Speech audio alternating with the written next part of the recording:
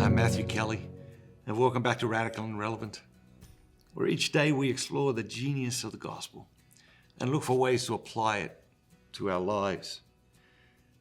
Today's reading is from the Gospel of Luke, chapter 10, verses 38 through 42.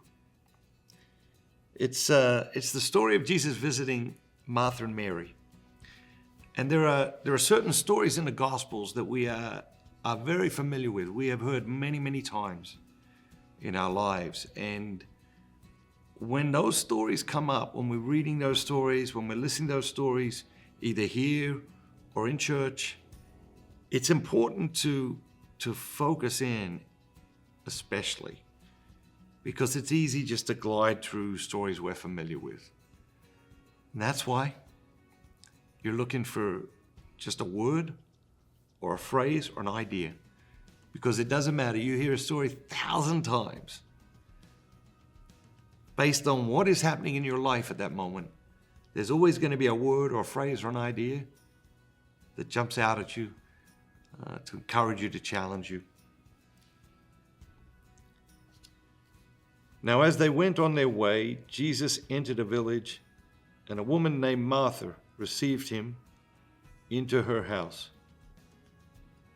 And she had a sister called Mary, who sat at the Lord's feet and listened to his teaching. But Martha was distracted with much serving, and she went to Jesus and said, "Lord, do you not care that my sister has left me to serve alone? Tell her then to help me." But the Lord answered her, "Martha, Martha, you are anxious and troubled about many things, but only one thing is necessary.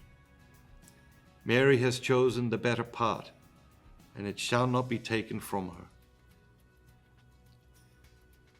What jumps out at you today?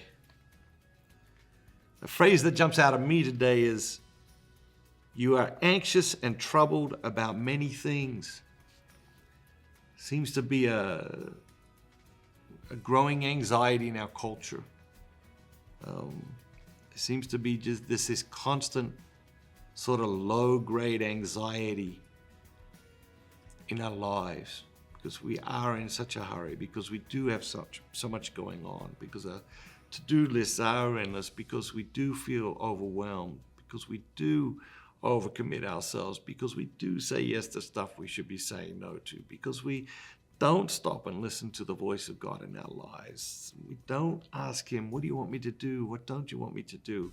We don't consult him enough. And so we are anxious and troubled with many things.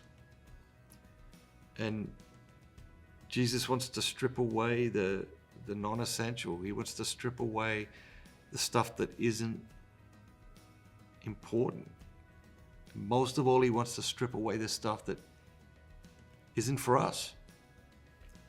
You know, I get to the end of the day sometimes and I'm like, I still got these 6 things to do. And what I know for certain is that God created 24 hours in a day, and God is not going to give me more to do in a day than is possible. So then I have to look at my day and I'm like, okay, I've still got these 6 things to do. You know, what did I do today that wasn't in God's gracious will? And why did I do it? Like, was it just ego? Was it, I did that thing. Why did I do that thing? Well, that was just selfishness. And that I did that thing too. Why did I do that thing? Well, that was just ego, you know? And to look back on the day and realize, wow, like, I'm anxious and I'm troubled at the end of the day because I got these things I still need to do. But it's because I was doing the wrong things throughout the day. I wasn't listening to the voice of God in my life. I wasn't following his will and direction. Are you anxious? Are you troubled? What are you doing that isn't of God? What are you doing that isn't what God wants you to be doing? Let's think about that as we go into the world today. Let's be observant. How anxious are we? How overwhelmed do we feel? How busy do we feel? How much in a hurry do we feel? Have a great day. And remember, be bold, be Catholic.